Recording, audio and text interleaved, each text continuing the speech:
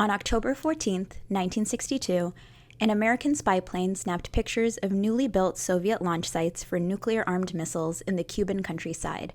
This discovery triggered a 13-day crisis between the two superpowers, which was perhaps the closest point the world has come to nuclear war.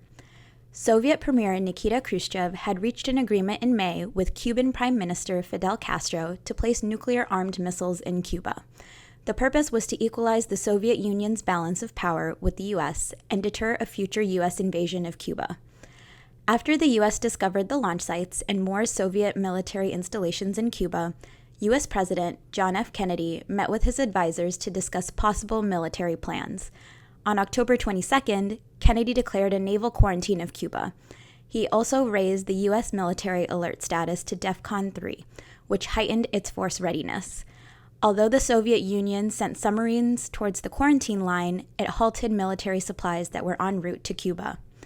On October 24th, Khrushchev wrote to Kennedy, accusing him of threatening the Soviet Union.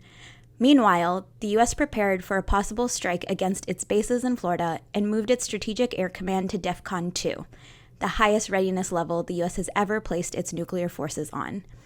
On October 26th, Castro asked Khrushchev to conduct a nuclear first strike against the United States, which Khrushchev dismissed. Although Khrushchev told Kennedy that he would remove the missiles if Kennedy committed to not invading Cuba after their removal, CIA photographs found that the construction of the missile sites was accelerating.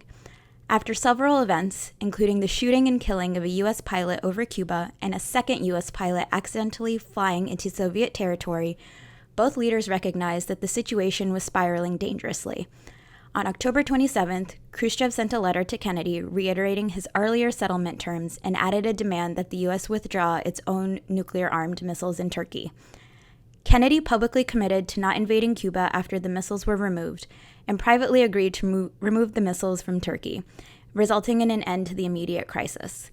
The U.S. formally lifted its naval quarantine of Cuba on October 20th, ending the general crisis.